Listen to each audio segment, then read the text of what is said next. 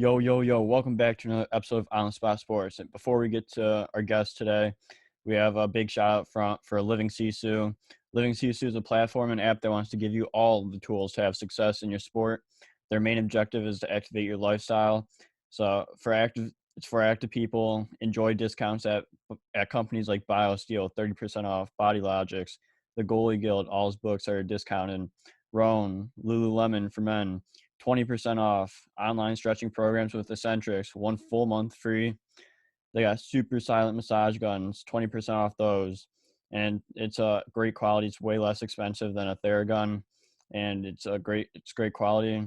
So there's so many more discounts that you guys will need to just become a member to see. So they want to provide you with anything you need for success. So come join the community. I'm a part of it. A bunch of other athletes are a part of it. So it's free to join. It takes 20 seconds to get exclusive offers to your sport, and it's definitely worth it. So do us a huge favor and go sign up for Living Sisu's membership. It's free, takes 20 seconds. So go do it, and we'll see you there. Living Sisu is a great company. We know one of the co-founders, Zach Fricali. He's a great guy. He's the co-founder. He does a lot of live streams on Instagram at Living Sisu, with a bunch of elite athletes, and you learn a lot from like the athletes' determination, their resiliency, everything to what made them become successful. So it's been a great experience so far. So go on. I'm gonna leave the link in the description. So go sign up. Yo, welcome back to another episode of On the Spot Sports. I'm Jack, and in today's episode, we are joined by a very special guest, former professional hockey goaltender, PJ Musico. PJ spent his career in the ECHL and the East Coast Hockey League, most recently with the Tulsa Oilers in 2016-2017, while also in a few AHL call-ups to the Stockton Heat and the Chicago Wolves. He played NCAA Division I hockey with Penn State University, and also spent his junior hockey days in the North American Hockey League, the EJHL, and the SJHL.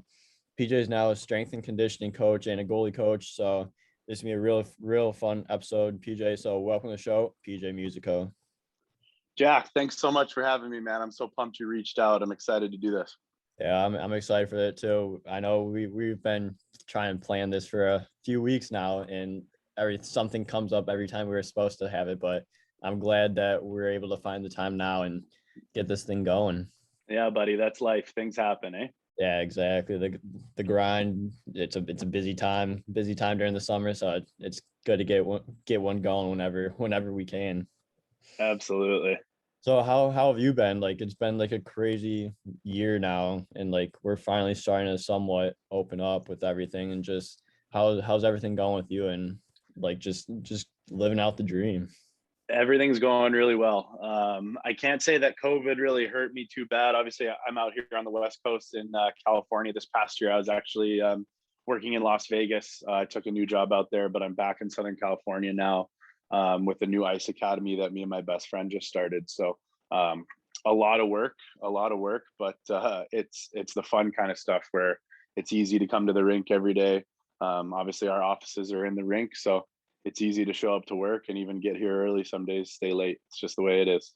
Yeah, that's sick. So like how's that going with like getting the new ice and just doing it with your best friend? Yeah, I mean, I'm very fortunate that my best friend is technically my boss.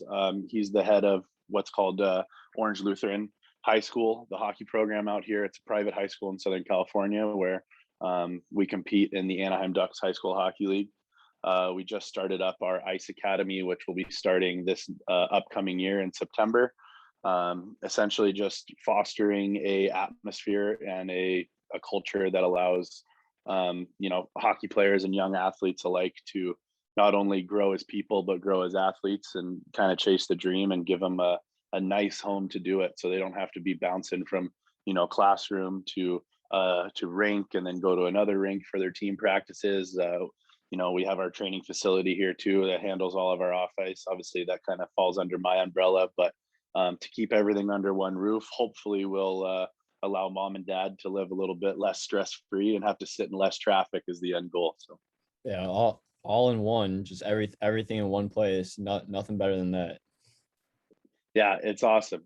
Especially just, you get to really foster a lot of relationships with these kids, and you kind of end up becoming mentors to them, which when I look back on my career, that's one of the things that I never really had was that person to reach out to or that coach to talk to when things weren't going your way. So trying to make sure that I'm there for everybody, but with our program growing, it seems to get harder and harder. Yeah, absolutely. And like you live hockey, so like let's get into like your background a little bit here. Like what made you begin to play hockey? Like when did you start and like what made you become a goaltender? Yeah, I mean, my hockey story is really long, let me tell you. So we'll try to keep the unimportant stuff as short as possible. But if I go on a tangent, just stop me. Sounds I'm actually now working in the rink that I learned to skate. So that's pretty amazing. It's a little sentimental to me, but to be able to give back is pretty cool. Um, I played baseball and soccer when I was growing up, but it just didn't seem to be enough for me. I don't know if I was just a little bit ADD, a little bit high functioning, whatever it might be. I needed a little bit more stimulus, and it just so happened that the Ducks came to Southern California right around 1993, which was when I was turning 4. And I was lucky enough that my dad decided to throw a pair of skates on me, and we used to watch the Ducks games all the time. And I watched Paul Kariya score a slap shot goal, and I thought it was the coolest thing ever. So came to the rink, and then next thing you knew, was I was playing in the in-house league here, and I started diving in front of pucks. I started diving in front of pucks because I didn't like when my team got scored on and our goalie wasn't doing his job. So my dad got pretty mad at me. My dad doesn't come from a hockey background, so he was just like, "If you're going to do that, you better wear the right equipment." And I ended up loving it ever since. Yeah, that's awesome. Just like you just put your body out there, just wanting to stop the puck, even though you weren't the goalie at the time, and just you fell That's right all into it is. the position. Exactly. So like you grew up in Orange, California. So like what was hockey like growing up in California and living in the hot California sun, especially like since California really wasn't that well known for hockey at the time. Yeah, I mean, especially at the time, we were kind of on the tail end of that generation that really started to at least put California in the conversation for hockey states. One of my best buddies, Bo Bennett, he won a Stanley Cup. He was the first Californian to do it. So he's one of my good buddies and the same age as me. So it was a small community for sure. I mean, especially growing up, a lot of us we would get together and skate, especially when we were kind of spreading out. So around the midget age where everybody starts to go to juniors, and the summer times was the best because you got to get back together with your buddies and, tell stories. But everybody knew everybody. And in order to, be someone in California, you had to be very skilled, which a lot of skilled players come from California nowadays. You can kind of credit that to the roller hockey background here because a majority of players started off playing roller. I can't say that I was one of them, but obviously I've dabbled in my fair share of roller hockey because it can be pretty fun, especially to do with all your buddies that maybe you don't always get to play with or whatnot.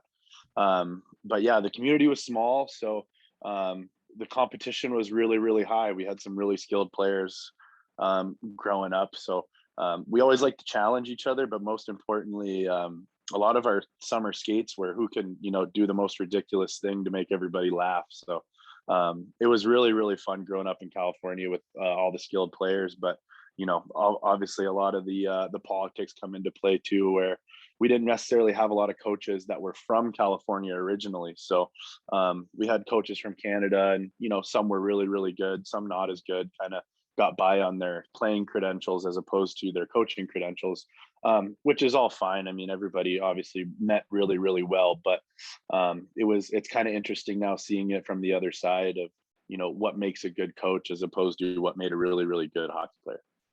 Yeah, for sure. And that's what it's all about is just having fun during the off season, like the summer skates, and just while also getting better, just having those laughs with the guys that you don't usually see during the season, and Yep, just enjoying the presence right there.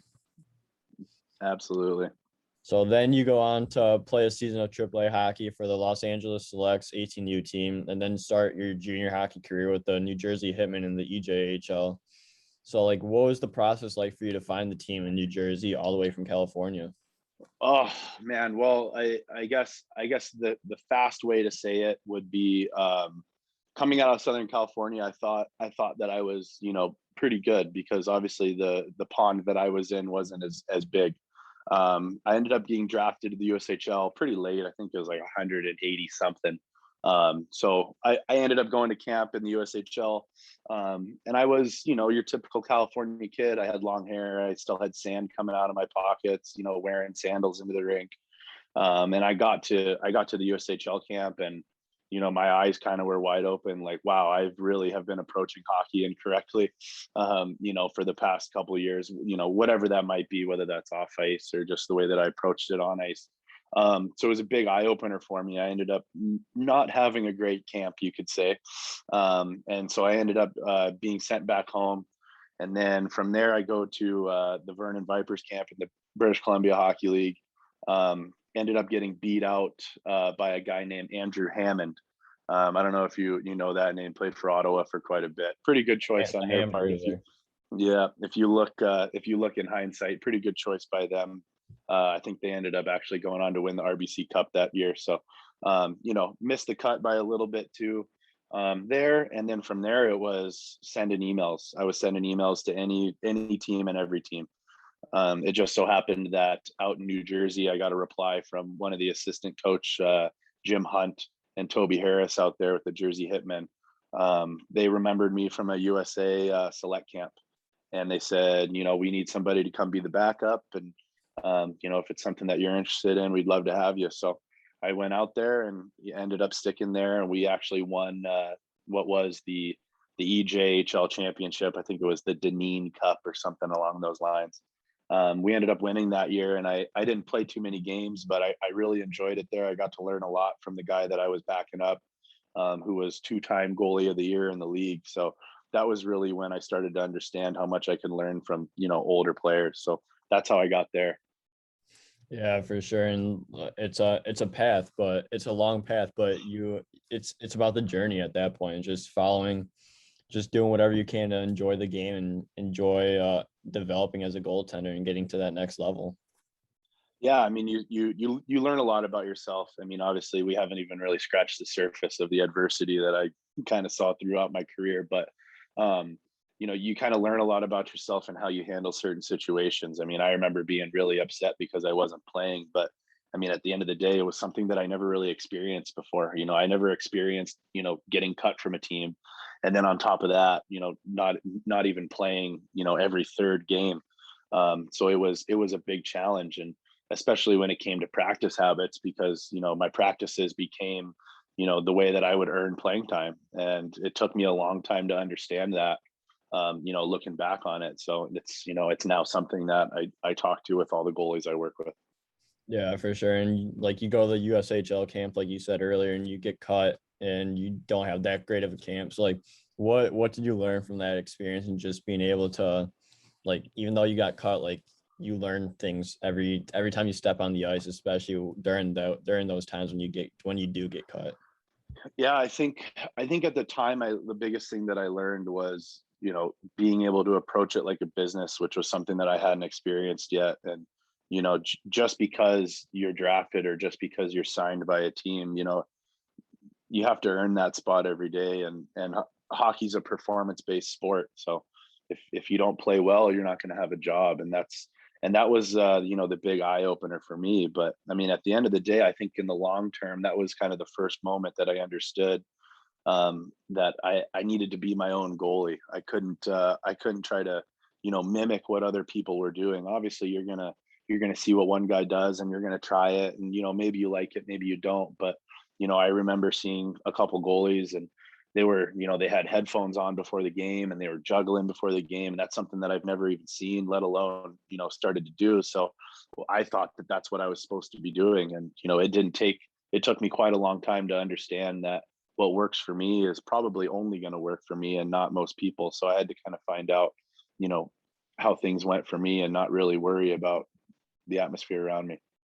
Yeah, absolutely. So then you go into that season, you play a full season, and you had 14 games under your belt your second year before getting your shot in the North American League. So like take us through your time in New Jersey and then how playing those 14 games helped you get that experience of playing the new junior lifestyle that you have to live and the better competition that you get and help you progress to that next stage in the NAHL. Yeah, I mean the real story on how that worked out is pretty funny. I returned for my second year in New Jersey, and nothing was promised. I knew that it was going to be a competition between me and two, if not, three other guys at the time. I ended up starting off really well, and guess what? You get comfortable and you get complacent, and that was something that kind of always creeped up behind me, is that complacency. I would have a good game and I'd get comfortable, and then next thing you knew is I wasn't prepared for the next one. So that was kind of the start of me learning those lessons the hard way. But they ended up bringing in another goalie to eventually replace me, who I actually ended up playing against in college quite a bit. It's kind of funny how things work out that way. But I ended up making a call to my best friend, who I actually now work with, who was playing in Wichita Falls at the time. And him thinking that he's the management type, he just said, "Yeah, book your flight. Come out here and play." And he might have been joking at the time, but I wasn't in that joking realm. So next thing you know is I had the meeting with my coaches and said, "Hey, look, I'm going to go, approach another opportunity. Obviously, thank you for everything you guys have done, but I'm going to kind of move on from here," and booked a flight to Wichita Falls, Texas. And next thing you knew, I told him that I was showing up in 2 or 3 days. And he goes, "Oh, well, I might want to talk to the coaches first." And so that's when I, blew a gasket, and I was like, "You what?" So I was like, "All right, man, I guess, let me know what's going to happen here." So he goes and has a meeting with the coaches, and he says, I got this goalie coming in, because the team kind of knew they were struggling in net at the time. And the coach goes, "Well, we're bringing in two new goalies right now. Like it happened this morning. Why didn't you tell me earlier?" Because obviously he waited until after the morning skate to tell him. So I end up showing up, and next thing you know, there's 6 goalies in the locker room, and I'm definitely one that the coach was not expecting to be there. So fortunate enough, I ended up playing pretty well in practice and kind of stood out a little bit. And ended up getting a couple games towards the end of the season there, and ended up turning into the guy they kind of look to for the big games. And that was kind of the end of that story, I guess you could say. But it was kind of strange how things ended up working out. So Yeah, crazy how that comes into play, and then you're not expected to be there, and then you're getting the big minutes with the big games that come, and you just take it and roll with it. take what you can get, man. Yeah, exactly. So like how important is it to not get too comfortable with where you're at and just keep progressing it and just not worrying about staying complacent and staying in the same spot? Yeah, I mean, for me, and it might be that second year, kind of leading into my third year, that I really understood that it's day by day. And that's even something that I talk to even the midget goalies that I work with, the 18 and under goalies I work with now, is like, I know that you're signed, and I know that coach told you you're gonna split the games, whatever it might be, but every day is a new day. Like the big thing that I had to learn in juniors is you didn't know who was going to get hurt. You didn't know who was going to get hit by a bus. You didn't know who was going to get sick that night, which I have a couple funny stories of all that stuff that happened. But, it was really making sure that you prepared every day, and you kind of anticipate that you only get one, and you don't know if you're getting another. Yeah, exactly. I like the way you said that. And then you go on to find your spot in the NAHL the rest of the season with the Wichita Wildcats, like you said. So like how much did that end up like helping you in the long run, helping with your development throughout those next 2 years in juniors and getting to that highest level? I think that last half of the season in the North American League really kind of solidified it for me that I could handle the starting position. It wasn't something that I had experienced up until then, where it was playing 2 games in a weekend, or playing 3 games in a row if you're playing a weekday game, whatever it might be. That's when it kind of clicked with me that I could do it, and I could continue to do it, and maybe even handle more of a workload, which the following year, I handled quite a bit of a workload with the situation that I was in. So I felt comfortable going into my 20-year-old year that I would be able to kind of handle any situation that was thrown at me.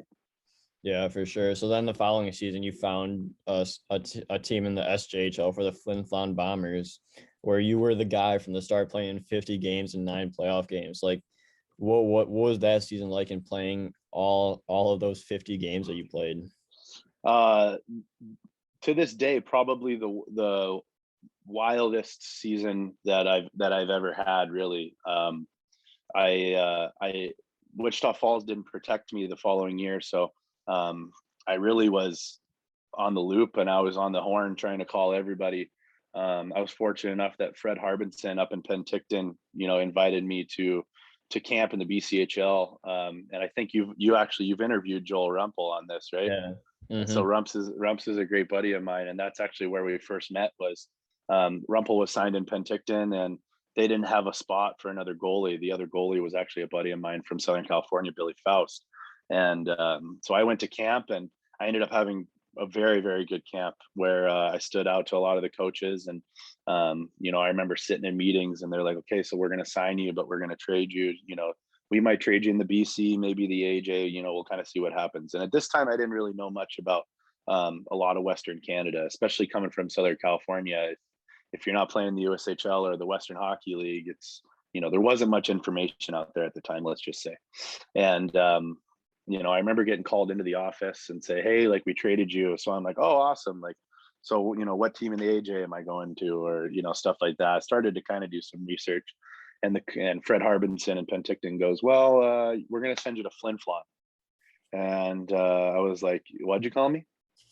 And I had no idea of the hockey background and the culture and the history out there. Obviously, it's the hometown of Bobby Clark, so tons of hockey history out there. But me being the naive California guy, I had no idea. So at first, I was like confused. I was like, "What is the Saskatchewan hockey? I've never even heard of this before." So, at the end of the day, I was like, "Well, it's an opportunity, and I can either look at it." From a negative standpoint or a positive standpoint, and I decided to kind of turn that negativity of not really knowing what situation I was going into, and ended up making it a pretty positive experience. So I ended up going out there, and we finished main camp, and I was fortunate enough that I had amazing billets. My housing family was incredible, so they made it very, very comfortable, a very easy transition. And I think at the end of the day, Flin Flon was probably one of my favorite places that I actually played hockey. Yeah, and like you first didn't know what you're getting involved in, and then you go on to play 50 games for a pretty good organization, Flin Flon, and just being able to get another opportunity at a high level and just continue to develop through there. So like, what was it like playing those 50 games, and just like it takes a toll on your body? Like, obviously when you're younger, you're able to do a lot more. So like, what was that like, especially when your body wasn't feeling that great? Yeah, I mean, I was fortunate enough that now at that time I was taking training pretty seriously after getting knocked down a couple pegs, for being out of shape, or not coming to camps prepared, not testing very well during physical testing and stuff like that. So I started to approach the game a little bit better. I had my routines, and I knew what kind of worked for me at the time. Um, and it was strange because I didn't really know much about the situation. They had a returning goalie, and they had a new young kid that was coming in, and I think, if I remember correctly, I ended up the other kid, the returner kid, ended up going somewhere else to another opportunity.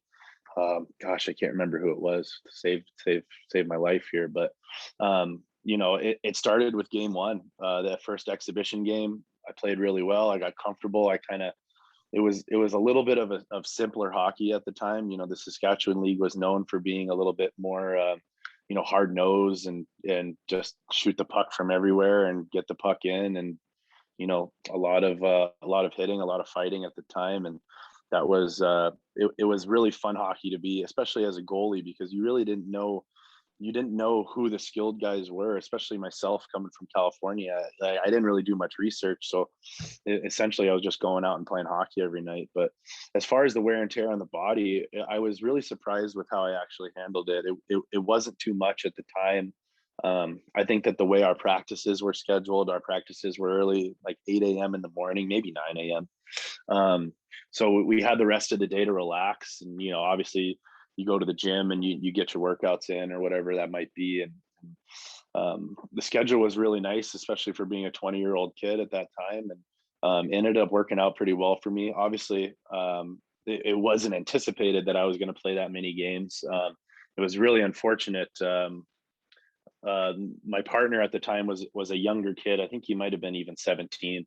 And every start that he had, he just couldn't get any bounces. So I think he started maybe 6 games and only finished maybe 2 of them that year. So it was very tough, especially after the first couple of those. I kind of knew going into the rest of the games that I needed to at least be prepared to finish off something. So obviously, and then not only that, we weren't a very good team at all. We were under 500 and somehow squeaked into playoffs at the end. And so I was seeing quite a bit of shots, and I think that might be one of the reasons why I did have so much success, was because expectations were really low, and it wasn't very much stress. I knew that I was somebody that could, at least give us a chance to win every night. So that was all that I tried to focus on. I wasn't really worried about numbers or stats. I knew that those would kind of fall into place, given the larger sample size. So. Yeah, for sure. So then after that season that you had, that busy season, you go on to play NCAA Division I college hockey at Penn State. So like, what went into choosing Penn State to be the school that you go to for the next 4 years and play college hockey there? Well, I mean, I was at the time, obviously I was performing really well in the Saskatchewan League and started to get attention from some schools, West Point, Quinnipiac, Cornell was a little bit interested. And I actually hadn't really talked to Penn State very much during the year. And I didn't actually commit to Penn State until late July in the summer. I finished the year and I didn't really know if I was going to be playing. I didn't know if I was going to play Division III or, find another option. But it ended up working out where, Penn State was in its transition year of going from club hockey to Division I. And I was recruited by Coach Guy Godowski. And I was fortunate enough that I had crossed paths with enough people that he trusted, whether those were coaches or scouts or whatever it might be. And they all had good things to say about me. So that was kind of where I perked his interest. And it was fortunate enough that at the time I was Cornell's probably top pick at the time. Unfortunately, I didn't have the greatest test scores. So once that happened, those test scores got in and they kind of gassed me. And then I think Penn State kind of got the word about that and kind of jumped on that ship. So I was fortunate enough. The reason why I committed was because honestly, they were the first place that offered me an opportunity. There was a lot of back and forth with some other schools, some smaller schools, and I really didn't know anything about Penn State at the time. I didn't know anything about the football program. I didn't know who Joe Paterno was. I just knew it was an opportunity to play not only college hockey but Division I college hockey. We had 6 transfers that year from other schools, so I knew that we were going to have a strong last year of our club season. I think we played a handful of Division I teams that year anyway. And that's kind of the way that went. We ended up playing our first year at club there, which it was a little bit unfair because we did have a lot of Division I caliber players. And in the first place, the club program was really strong anyway, so they probably really didn't even need us to come in and kind of carry the load. But that's the way that it happened, and it was an amazing experience, best time of my life. Yeah, for sure. So you went into Penn State for 4 years. So like, what was your overall experience with the hockey, like you said earlier, and just the academic side, and just being a student athlete and just enjoying the benefits that come with being a student athlete? Yeah, I mean, my experiences was very different than most. I went to school not really knowing what I wanted to study. I knew I liked training. I knew I liked, not sitting at a desk. So obviously kinesiology kind of stood out from the academic side. I was fortunate enough that I had, two amazing goalie partners while I was there. Matt Scoff, who I think he might still have all the records at school. And then Eamon McAdam, who was, in the Islanders organization for quite a while. Both really, really good goalies and both awesome dudes where we were able to have that really healthy competition where we held each other accountable. It wasn't always verbal. It was more so trying to get the edge on the other guy. But we would be out skating for 30 minutes before every practice. And then it was usually a battle to see who was going to get off the ice first. And then, on top of inside the gym, we did the same thing where, Scoff would watch me do a set of pull-ups and then he would make sure that I knew he did one more. It was kind of the way that it was. And, at first I was like, God, this guy needs to just relax a little bit. But I mean, at the end of the day, it really kind of fostered our relationship and how great it was. Not only as, competitors, but also as teammates.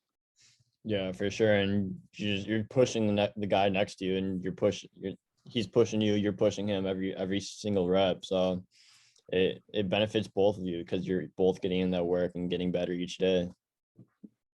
Yeah, I mean, I was really lucky with the experience. I mean, on top of that, I wasn't necessarily at any point considered the starting goalie, especially when you have somebody drafted and somebody who's really, really consistent like Matt Scoff was. But, I was fortunate enough that I kept the right attitude and kind of applied all those things that I learned in juniors the hard way.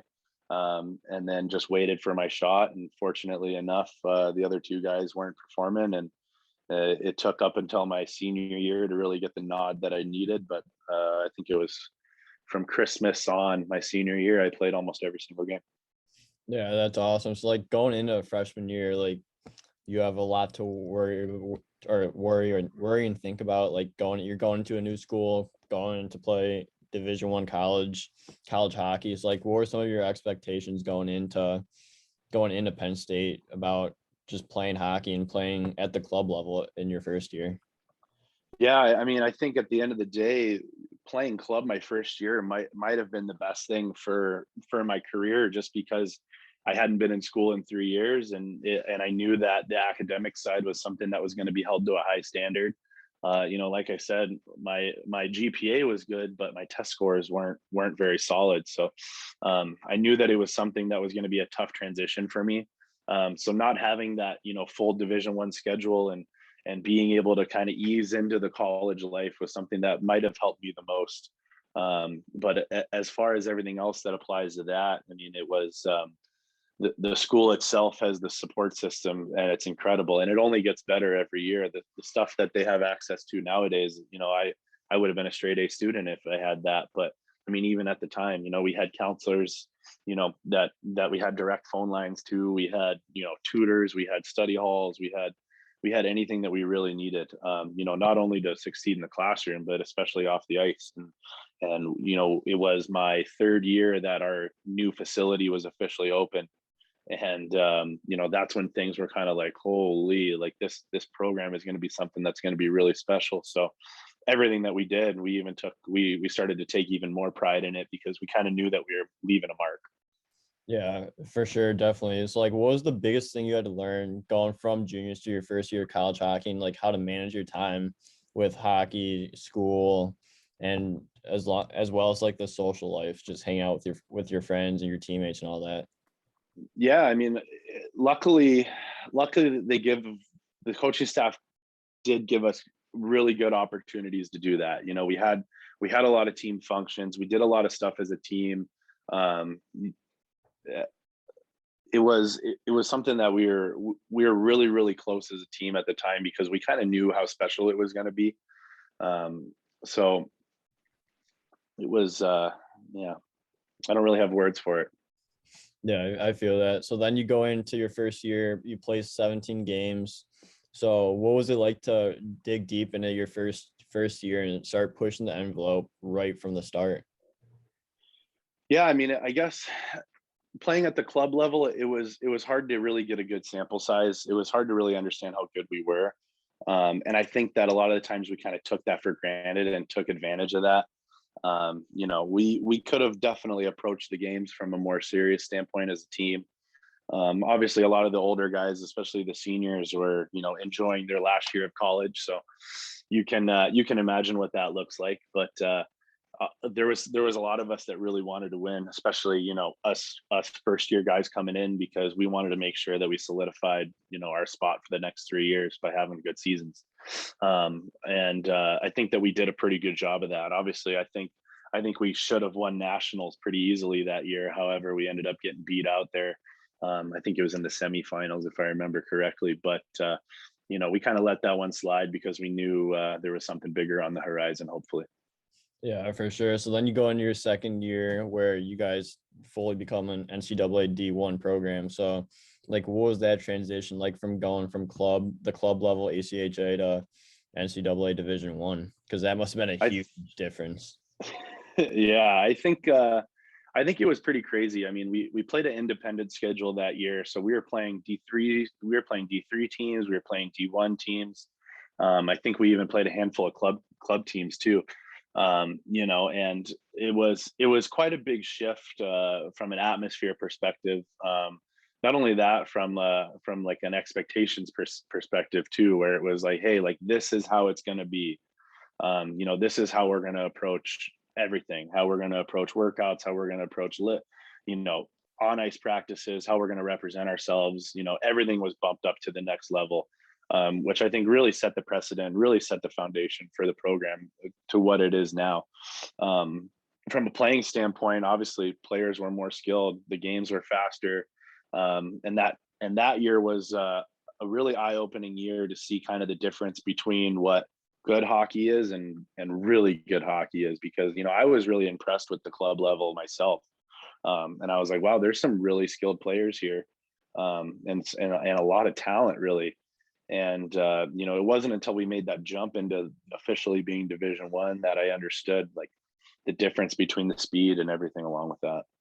Yeah, for sure. And so like you guys struggled a bit your second and third year because you guys moved up to full D1.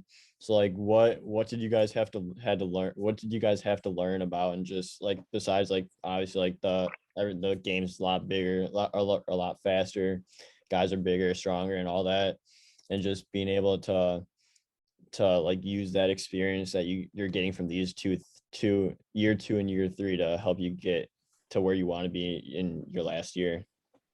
Yeah, I mean, I guess at the time you could still consider a handful of players on the team to be of club caliber, right? Because we only had a certain amount of kids that we could bring in each year and a certain amount of scholarship space. And I mean, at the time, it had to be very difficult for the coaching staff to recruit because everybody's anticipating us to just lose every game. So from that side, it was really easy to play because everybody kind of just anticipated that we weren't supposed to be very good. Our coaching staff did an amazing job by simplifying our systems and the way that we played. I mean, especially as a goalie, it was very easy to play in that system because you had to stop shots from the outside, and that's pretty much it. We were going to give up a lot of shots, but we were also going to block a lot of shots, just like pretty much every college hockey team nowadays. But our coaching staff did an amazing job by simplifying the game, especially for those bottom two lines where the skill may not be there, but a lot of the will and the heart, wanting to win and compete was there. So being able to kind of balance the two was super, super important. Yeah, for sure. And like just that balance, like even though you may be struggling, like, but you're getting better each and every game, like, and like that experience at the D1 level is gonna help you guys for the following years to come. Yeah, I think, and the biggest thing was playing in other buildings too, and kind of seeing how that atmosphere was on other, in other schools and at other buildings. We played a couple pretty big games that my sophomore year, that first year Division One. I think we ended up beating Wisconsin in our last game of the season that year, I think. And I think they put up somewhere around like 64 shots on us the night before, and yeah, we ended up somehow squeezing by a win on them. So that was kind of a big eye opener. Our second year, our first year of Division One, technically, was that, hey, like, if we really buy in here, we have an opportunity to kind of steal some games. So I think that's when it kind of clicked for a lot of guys. Absolutely. So then you go into your senior year where you put up a 6-5-1 record. So like, how special was your senior year, especially when trying to make a run to play professional hockey and get your name out there? Yeah, I mean, during my junior year, I didn't see a game until March. I think I went in to maybe stop the bleeding once or twice, and that was always something that I took a lot of pride in, especially back in juniors, where sometimes that was the only opportunity that I was going to get to maybe play the next game. So I ended up playing. I think it was the last 3 games of the season, my junior year, and it kind of clicked where it's like, okay, well, like if I want to try to continue to do this, then I'm going to need to approach it the right way. But along with that is, I'm also going to need to play games. I'm going to need to have a resume in my senior year. So I made that pretty clear to the coaching staff, and they were like, well, what's in front of you, and you know where we see you.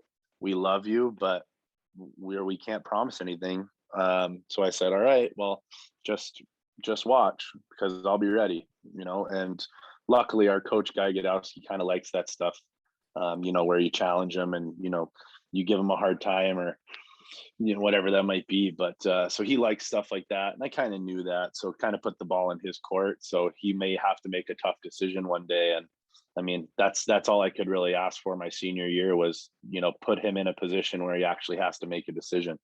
And that's it. That's what happened. I think it was right around Christmas time where we had our Christmas tournament. We didn't do very well against Western Michigan. I think I went in and finished the game there. And then the following weekend, we had a home series versus Northern Michigan, and both of the other goalies played a game Friday, and we went down 3-0 early, and we came back and tied it. I went in and stopped the bleeding there, and then the following night, I forget who it was, but our other goalie played, and same exact song and dance, and went down 3 early, and then I went back in, and we actually won in a shootout. So I think that was really the point where I don't know if their hands were tied and they didn't really have a choice, because I didn't really give them much of a choice. But I ended up kind of holding my own and showing them that I can do it. And then from there, I ended up putting together a couple of games. Like the big ones that stick out is the first win against Minnesota, which was a huge one, overtime, I think it was.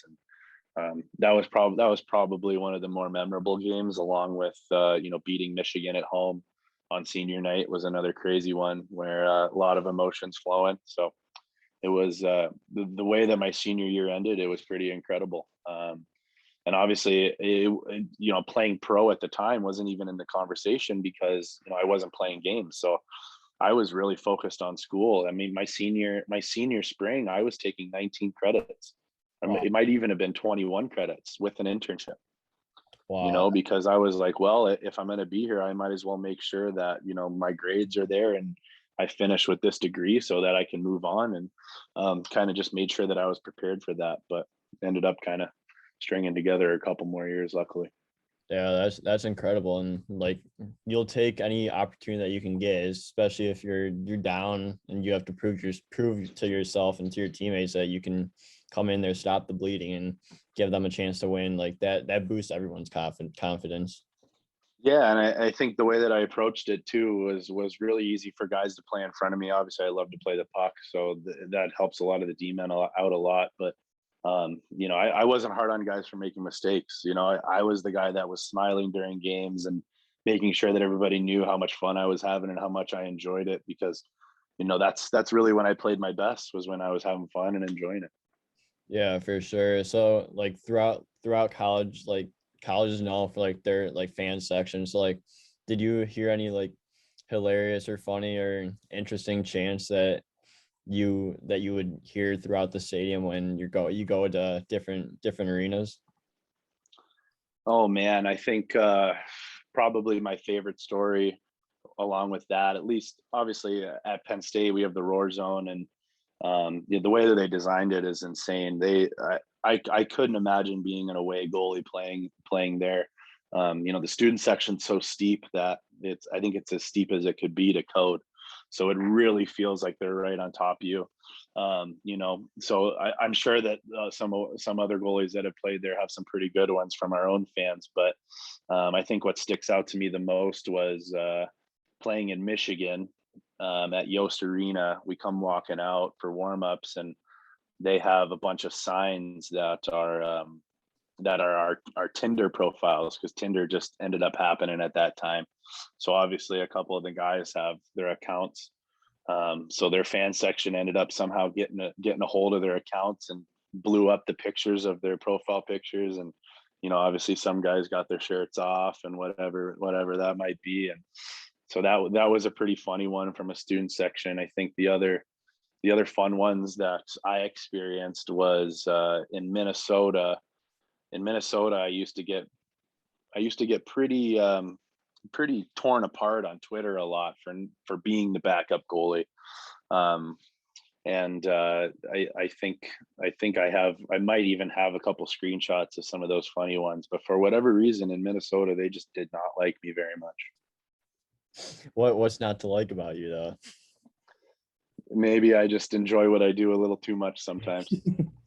Yeah, I feel that. So then you graduate college after your senior year. You join the Greenville Swamp Rabbits in the East Coast Hockey League in 2015, 2016. It's like, what was the process like to sign a pro deal, and how did it come about? Honestly, once again, it comes back to who you know and how well you know them. And I was fortunate enough that I was on the radar for a couple ECHL teams at the end of my senior year. I never ended up signing anything after that, but a former Penn Stater, Brian Gratz, who was a former club goalie back in the day, he ended up getting the head coaching job in Greenville, South Carolina. And he ended up reaching out, or maybe I reached out. I can't really remember which way it went first, but obviously he couldn't promise anything, but the New York Rangers had 6 goalies signed, so that pretty much locks in that they already have their goalies. So it's pretty funny. I ended up getting invited to camp, and I went to camp and did pretty well. Ended up making enough friends. I think that was my first goal, was making sure that I picked a couple veteran guys and tried to really make sure that they liked me, take them out to lunch, go have beers, whatever it might be. But made sure that they liked me. So if it was ever a question, that maybe I'd be able to stick in there for another week or so and get a paycheck or two. So I was fortunate enough that they liked me enough, and I ended up signing right away for a little bit. I think it was maybe 1 or 2 weeks, and then they had an injury in New York system, so I was there being the backup. And then next thing you know, another guy got hurt, so I started playing a couple more games, and then next thing you know, those guys get healthy in a couple weeks, and now I'm back as the third goalie, and then back on the chopping block. Yeah, for sure. And it's pretty much day to day at that point. Like because you don't know when things are going to happen. Like injuries could happen in the NHL, and then AHL guys go up, ECHL guys Yep. go up. It's a whole system there, and just but like when everyone gets healthy, like it just goes right down the line again. Yeah. I mean, and it happens every day. Something happens. Usually, there's some guy that's there new. There's some guy that left last night. I was fortunate enough that one of my partners there, who wasn't there for very long at the time, luckily, named Jeff Malcolm. He won a national championship at Yale, and amazing goalie. He now works with the Rangers still, under Benoit Allaire. So he's still in the game quite a bit. And, he was even my roommate too, which is a little strange in pro, having the 2 goalies live together, but he was an awesome dude. One of my favorites. Yeah, for sure. So then you played in 13 games throughout that season for the Swamp Rabbits, and you went 7-3-1. So like, what was it like playing in Greenville, especially like the Swamp Rabbits? Like that's a pretty cool name, and their jerseys are pretty filthy as well. Yeah, I mean, it was very strange, obviously being in the South and trying to have a hockey community. I think for what it was, they did a really good job. Obviously, our team wasn't great, so kind of hard for the town to get around a winning team, at the time. But I loved in South Carolina. Obviously, we could golf every day, and we can go, out and do stuff. We weren't battling the elements every day after practice, so. The travel wasn't great in the South Division. There's a lot of travel, but those 15-hour road trips aren't too bad when you're, with a good group of guys. Yeah, for sure. It's like, what was it like playing your first professional game? Like, was it very emotional? Like, take us through the game, through that game, if you remember it. Oh, freaking out, I guess, would be the first thing, where it's like you kind of sit back, at least when you see that lineup and you're starting, or when the coach tells you whatever, you kind of freak out a little bit. It's like, wow, you're actually going to play a pro game. So you get to fire that underneath your resume too. And I think for me at the time, I knew that nothing was guaranteed, and I knew that there probably wasn't even going to be a tomorrow. A lot of the times, I think my first game was when one guy got hurt and one guy got called up. So all of a sudden, I'm the starting goalie, and I think we were walking into a 4 games and 5 nights situation on the road. So, going into it, I kind of knew, like, hey, you're going to play 3 games at least in 4 nights. So you might want to kind of get geared up here. And I think that that's another thing, that one of the reasons why I kind of held my own was I knew that there was no expectations, and I knew that, you know, just because I have a bad game doesn't mean that I might be gone tomorrow because I'm the only guy right now. So knowing that I had at least 2 or 3 games to really get comfortable, I think kind of helped me in that first game. And, even right away, I felt pretty comfortable. The big jump with pro is that I think everybody on the ice is a threat at that point. A lot of really good players, whether they're on NHL contracts or AHL contracts now, down in the ECHL. So it's a really skilled league. Yeah, for sure. So like throughout that first year, like what were some of the biggest takeaways that you learned throughout that first season that you didn't know before? Probably one of my biggest takeaways was that pro hockey is not college hockey. And, I always anticipated pro hockey being, the pinnacle, at any level. And it wasn't until I realized how amazing of a college that I actually went to. I went from, being on 45-minute chartered flights from Michigan back to Penn State, and you can get home, at midnight and make it to the bar by 12:30. And then we go back to the 15-hour bus trips on a loaded bus where, the rookies don't even get their own bunks. So, that transition was a little eye opening, and it was like, wow, I guess pro hockey really isn't, at least minor leagues isn't as exciting or thrilling as I thought it was. Essentially, I mean, it was just like you're going back playing juniors, which for most people, that's pretty awesome too. I mean, juniors is the best time ever. So it by no means was it a bad thing, but it was something that I didn't really anticipate right away. Yeah, absolutely. So then during that year as well, you moved around to a few teams during that year, including the Quad City Mallards, where you played in 10 games before getting your first AHL call up to the Chicago Wolves. Like, how difficult was it to move around so often and play for different teams, going to different locker rooms, but still have some amazing opportunities given to you? Yeah, I mean, it was. I think the hardest part was going to teams where you didn't know anybody, which was really rare. I was fortunate enough that in Quad City, I knew at least I knew one guy from California, Miles Cooley's, who was a good buddy back from California. I knew him at the time, so I wasn't too stressed about that. I think the big thing was that I really loved Greenville, and as terrible as it sounds, I loved being the third goalie in Greenville. It was awesome. I got to do pregame skate, and I was learning from Jeff Malcolm, and I was learning from the Jerry York, or not Jerry York, Alan York, who was there, who played NHL games. He was a guy that I looked up to quite a bit. So I was learning a lot being the third goalie, and getting to see other goalies play after not seeing a different goalie for the past 3 years in college, right? Yeah. So moving to Quad City, it wasn't too bad. I kind of knew that I had to do it at some point. I knew I was going to be getting traded, obviously, because the coach and I had a really good relationship in Greenville, and we kind of got to the end of that road where he's like, hey, like, you need to play games. This is for you. I know you like it here, but let me help you out a little bit. So I ended up going there. I played with a guy I played against in college, Brody Hoffman. Big goalie, good dude, really quiet guy, keeps to himself. And he kind of handled the workload. I ended up squeezing into a couple there in Quad City and ended up playing one playoff game, which was cool.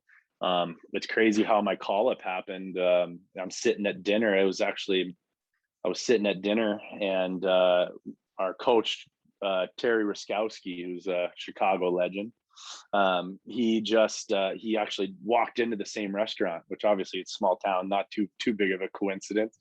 But he walks in the restaurant and beelines it straight for me. So I'm like, oh, here we go. I just got sent back or something. And he walks up and just goes, hey, do you want to go to Chicago? And I'm like, Sure. And he goes, okay, pack your bag. And he was like on the phone at the time too. I was like, all right. So he goes, yeah, pack your bags, rent a car, you're going to Chicago. So I rented a car and drove to Chicago. Luckily, I knew one California guy on the team at the time, Scooter Vaughn, who was a guy I grew up playing with out here. And I backed up Bennington for one game. So that was a pretty cool experience, especially looking at the career that he's had now. Nobody told me that he takes every shot in warm up though, so I didn't even see one shot the whole warm up. Oof. Well, that must have been funny when you didn't get a shot in warm up. But like, what was that experience like, and just being able to learn from guys like Bennington and see shots from NHL and AHL guys and just see how they work and how they practice? Yeah, I mean, I think obviously practices were approached a little bit differently because the schedule was, a little bit more intense. But getting to see a higher caliber shot and getting to watch different releases and, you kind of get into that mode, especially in practice when you're practicing with the same group all the time that, you can kind of anticipate what guys are going to do, or, you can anticipate how they're going to release the puck as opposed to, really reading the release and not anticipating, or I guess you can call it guessing, what guys are going to do with the puck. So it keeps you a little bit more honest. And I think at the end of the day, if that's something that I would have focused on a little bit more, I probably would have been a little bit better off at tracking the puck, down the road. Yeah, for sure. It's like, what was it like being in an organization, even for a short time, that like obviously loves to win and just and just like they care about everyone from top to bottom? Yeah, that was something that obviously I was only there for, I think it was a weekend at most. But I mean, I met the GM and I met the head coach and I met everybody that first day that I was there backing up. I everybody introduced themselves, and I think I forget who the GM was at the time or is right now, but he was a former goalie too. So, we Wendell? actually had a, yep, we actually, might have had like a deep conversation where, it was genuine. And that was where it was like, whoa, this is way different than, what I experienced in Quad City, which, there's a lot of guys that won't have the greatest things to say about Quad City, but there are some good things going on there now. So Yeah, absolutely. So then the following year ended up being your last year of pro hockey, and you play on several teams once again, starting with Greenville, with the Greenville Swamp Rabbits again. Then you went to Fort Wayne for the Comets, and then you went to Tulsa Oilers. So what was that experience all like, and just being able to go from Greenville to Fort Wayne, Indiana, to Tulsa, Oklahoma, and then eventually get called up to Stockton, California for the Stockton Heat in the AHL? yeah, I think that was probably the year that I have the most stories, I guess you could say. I started out back in Greenville. Obviously, the head coach is, a Penn Stater who loved me, and really believed in me, as a person and as a goalie. So I had another chance. He ended up getting me to, the Hartford Wolfpack camp, where I went up there and I did pretty well. Went back down to Greenville, and unfortunately, the Rangers had signed another young kid, Brandon Halverson, and he was slated to be the next Henrik Lundqvist at the time. So obviously he was going to get taken care of really well, and so I knew that based off of my exhibition and preseason games was going to be if I even get a contract or not. Probably one of the best games I've ever played in my life happened in that exhibition game. And I remember sitting in the meeting with the GM and everybody, and they said, you really screwed us here, because we can't let you go. We want to, we're supposed to, but we're going to keep you as the third guy. And, whatever game you can get in, you'll get in. And I was like, I'm fine with that. Obviously stayed there for a couple weeks, I think it was. And then, next thing you knew, Fort Wayne was calling because they had a goalie situation where I needed to go back up Patrick Nagel, and went back out there. Because I was like, okay, I don't want to do this another year. I want to play. Like, I need to actually chase this. So I went out there and got to learn a lot from Pat. Pat's an awesome dude, still playing. I love the guy. He's amazing. So I went out there to Fort Wayne, and it's not I don't think it's on my hockey DB, but I actually went back to Greenville after Fort Wayne. I went back to Greenville and was there for 1 or 2 weeks before they put me back on waivers. I just never played a game. And then I was, so then they put me on waivers back in Greenville, and I was, sitting at lunch one day with one of the injured guys while the team was away, and I knew that they put me on waivers that day, and I was like, I just hope my phone doesn't ring because like this is a stressful year. I've moved 3 times already. Let's see if I can stay somewhere for once. And next thing you know, it's like the 20th hour of the 24 hours, and my phone rings. And I already had the number saved, so I knew who it was. Jason Christie out in Tulsa, Oklahoma, for the Tulsa Oilers. And I just threw my hands up like, here we go. And took his call, and he was like, when can you get here? Yada, yada. Here's your flight. So I packed up and I went out to Tulsa, and, it was a funny situation there. They had somebody who was signed on an NHL contract, but really was struggling at the time. And then next thing you know, he got called up. I don't know if they kind of knew that was happening or not. And it was just me there. I think we practiced for almost a week with one goalie. And they ended up signing Dusty Emu's kid, Jonah, who was in the Federal League, I think, at the time. And, he ended up backing me up for that whole month of March. And, Jason Christie, or Smurf as he likes to be called, he goes, you're playing every single game, so good luck. And that was pretty much the last conversation we had. I went 0-9. Wow. We didn't win one game in the month of March. Felt like I played pretty well, but on a struggling team with a lot of off ice issues and everything going on with that, it's kind of hard to really pull together as a team. But next thing you knew, we were getting home from a road trip, and it was 2 a.m. and I'm walking back into my apartment, and my phone rings, and Smurf is like, hey, you're going to Stockton, your flight's at 6 a.m. And I almost threw my phone on the ground. Like, you got to be kidding me. Why am I going to Stockton? We just lost 3 games in a row to Kansas City at the time, who they were incredible. They were stacked. Yeah. I think they had Josh Robinson in net, who's an absolute stud at the time. Like, we had no shot in the first place, but I'm like, all right, I guess I'm going to Stockton. Packed up all my stuff and got shipped out. It just so happened that their AHL goalie couldn't get there in time. So I was the closest guy that could get there in time to back up that night. So that's pretty much just the way it goes sometimes, man. Yeah, crazy times, but those are some crazy memories that you make, and you just look back at them and like, how did I do that when it's literally 2 a.m. and I get a call that my flight leaves at 6 a.m. Like, that's 4 hours away. Yeah, I mean, and it's stuff like that you can look at it in a really negative way, and obviously those thoughts went flying by. But I mean, at the end of the day, I was living the dream, and getting to do what I love, especially, and getting paid for it, which was nice. So you kind of just take it in a positive way, and you're like, all right, here's the next adventure. Yeah, for sure. It's like, what are some of the other like funny / good stories that you have from your pro hockey days, especially that last year? Well, I think one of them, since we're on the timeline, is I get to Stockton, and it's myself, David Riddick, and John Gillies that were the goalies there. My first day there, John Gillies gets called up. So I'm like, okay, cool. So like now I'm backing up. And I wasn't on like a gear deal or anything.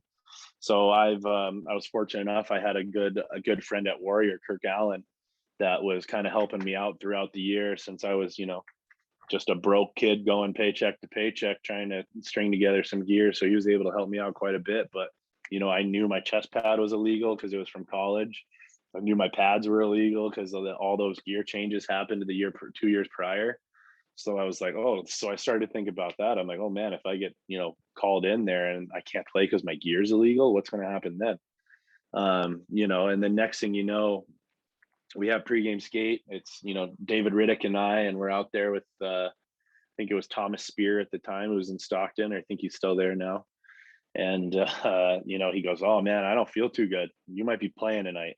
And then walks away. And I'm like, "Oh my God, dude, after going 0-9 in March and this mess of a year that I've had this year, like you're gonna try to drop that on me." And so, he doesn't even tell me as we're walking to the rink for the game. And he goes, "No, I think I'm okay to play." And obviously I'm like, "Oh, thank God," because I've been thinking about it all day now. He drops it at pregame skate. So backed him up for a night, and then they ended up getting their ECHL goalie back out there and dropped me off at the airport. And that was when I decided that I've had enough. It was, I think it was early April at the time, and I decided that was a good time for me to kind of exit. Yeah, that's one crazy way to end it, is just go from there to there, and then your goalie partner in pregame warmup says you may have to play, and then you end up not playing. But like that's wild. Yeah. So pretty crazy story. I think looking back on it now, I kind of wish he was sick so I could have got that game, but it's the way it goes. Absolutely. So do you have any like bad like travel stories that have happened? Like obviously in the coast, like you always hear of like those bad travel trips, like those 24+ hour trips. Like Yeah. any of those? Yeah, I think obviously, but between in junior we had a couple buses break down in Flin Flon in the middle of nowhere. Our bus in Flin Flon was also a stick shift, so going from gear 1 to 8 every 2 seconds, there's just the big jolt. So that was always a mess if you're trying to get a nap in. But I think in pro, a lot of the times on those long road trips, especially if you have a good weekend or you put together a good series, some of the guys will have some beers on the bus. And I was playing with a guy who could really put down a couple beers, let's just say. And thank God I took the top bunk that day, because he was in the middle bunk and decided to have a little accident in the middle of the night, and gave the guy in the bottom bunk a little rain dance. So I think that was probably one of the messier ones that I've experienced on those road trips. But I also played with a guy who I didn't know at the time, but he has a 4-hour long life story that he tells everybody, which is actually hilarious. His name's Anthony Collins. He's a riot, great dude. But nobody really warned me that it was going to be 4 hours long. So, everybody's like, "Oh, Collins, you gotta tell PJ your story." I'm brand new on the team, so I'm just trying to make friends. Be like, "Yeah, man, let's hear it." Next thing you know, I look around and everybody on the bus is sleeping while he's standing up, while I'm laying down in my bunk, and he's just talking to me face to face, telling me his life story. I'm like, "Oh man, let's get this over with." Go to bed. But yeah, that's all I wanted to do at the time. That's for sure. Yeah, for sure. And those are some crazy stories. Do you have any like bad goals that you've given up throughout like your career? Too many to count, man. I think one of my favorites was in college. We played Holy Cross, and it was the opening draw of the second period. They win it back onto their Holy Cross wins it back onto their D-man's backhand, and he just decides to kind of fling it on net. And it was a slow little roller, and I went paddle down to stop it like you normally would, and it hopped over my paddle and went right through my legs. And that was when I got scored on backhand from the far blue line. That was a pretty memorable one. I think in junior I had one where we were down by 2, or we were up by 2 goals, and they pulled their goalie. I think it was when I was in Flin Flon. We were playing Nipawin, and they pulled their goalie. We were up 2 goals, so I'm like, heck yeah, I'm gonna go for it. So I'm a little aggressive on it. I'm like almost in the corner in a corner battle with 2 forwards. I end up getting a shot off. It hits the post. Wow. So I'm like, okay, well, I've got to try to go for it again, right? Like I'm not gonna miss another shot. Next thing you know, there's zone entry, and I go to pick the puck up. They kind of did like a little soft chip around the D, so I tried to jump and get there first. Didn't get there first. They went around, put a wraparound in while I was in the net. coach is just losing his wig, just flipping his wig on the bench. Oh my God. Still to this day, Mike Reagan, I'm sorry, man. But even worse. So now we're only up 1 goal. And then they come in and coach is still yelling at me. They win the draw, zone entry. They're coming in. They bump it wide, and then the guy just puts it elbow in on me, like a great shot. So now the game's tied, and coach is just screaming at the top of his lungs. Probably lost his voice at the time. We end up winning in a shootout, luckily, but man, I was on his shit list for a while. That's for sure. Imagine you lose that game. Would have been even worse. Probably would have been the end of my career right there. Yeah, I've had those goals, those weird bad goals I've given up. Like a couple weeks ago, like someone fluttered a puck in from just before the blue line, and I went paddle down to stop it, and it went over my paddle, over my glove, and went in the net. But they always find a way, man. Always. That's like, the funny part. Especially those slow rollers, like they get super bouncy all of a sudden, and then they just hop over you all of a sudden, and it's in the back of the net. But what do you going to do about it? Shake it off. Yeah, exactly.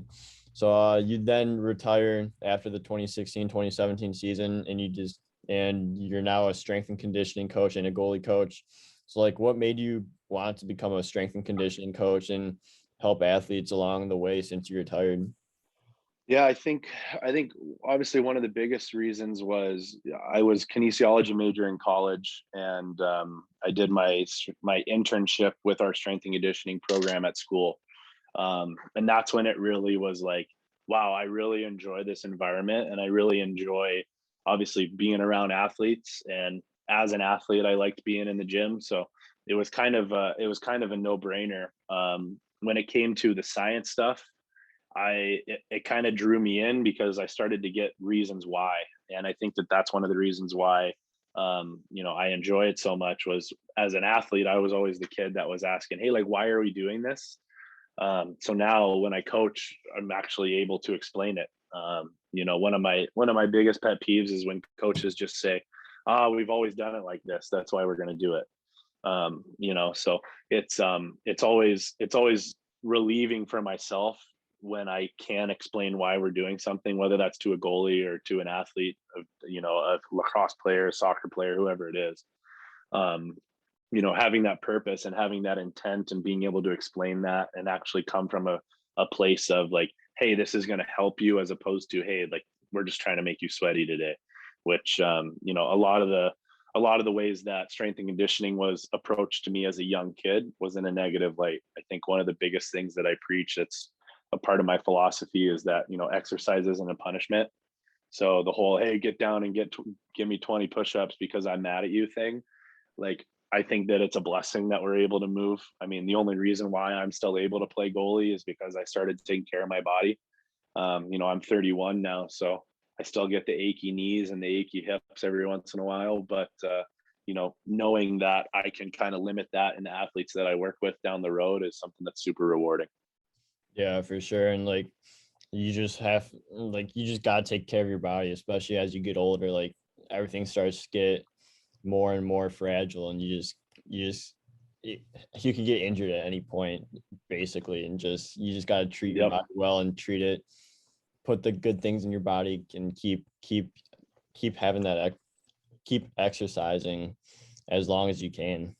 Yeah, I mean, you only get one, right? If I told you you're going to get one car for the rest of your life, you're going to take what kind of gas are you going to put in it? When that maintenance light comes on, you're going to take it in right away, or you're going to wait a while. Exactly. So you got to make sure that you hit those pit stops. NASCAR 500, how many pit stops they take? They don't drive the whole race straight. Yeah, they got to take care of their car and go in for the pit stops quite a bit. Absolutely. So my next question for you is there a certain approach you use for the different people and different athletes that you train, or is it just like you just approach it pretty much the same every time? Yeah, I think the big thing, especially that I've been focusing on now, is making sure not only that athletes understand why we're doing stuff, but be able to explain it from in a way that they understand, right? Where nobody's ever going to be forced to do anything, right? Like, I want you to want to be here. If I'm not facilitating an atmosphere that makes you want to be here or you enjoy being in, then I'm not doing my job. And it doesn't matter what I tell you to do, like, and it's something that I've kind of experienced over the past 5 years of me doing this. Is it doesn't matter how good your program is. It doesn't matter if you're the most sports specific, whatever you want to call it. It doesn't matter how smart you are. If athletes or kids don't like being around you, it doesn't matter. So I think that that's kind of first and foremost, is I make sure that, they know how much I care, rather than, I tell them how much I know. Yeah, that's a great point, because I can't tell you how many times that people have said stuff to do stuff one way, and then someone tells you to do it the other way, and you're like, who is right, and like why are we doing it like this? And just, it creates a lot of confusion. You end up doing it wrong half the time. Yeah, I mean, there's a lot of crappy information out there, so making sure that you can keep it as simple as possible. It's something that we deal with all the time, especially in California, where coaches are giving incorrect information because they don't know any better. And it's not necessarily their fault at all. They just don't know what they don't know, and they probably were told poor information when they were growing up. So it's a crazy loophole that we're really trying to break that. Break that chain of bad information, because at the end of the day, if you're in this for the right reasons, you want what's best for the kids. And doing burpees to a 12-year-old kid is not going to help them. I promise you that. Yeah, exactly. That's a great point there. So PJ, I have a few more questions for you before we wrap things up. So Heck yeah. do you have any tips for goalies looking to get to that next level and just keep developing and keep getting to that next level and keep being successful? Yeah, I think the biggest tip that I always stress is, be present and understand that what you do today isn't going to affect you in 10 years, but what you do today is going to mold you, throughout those next 10 years, right?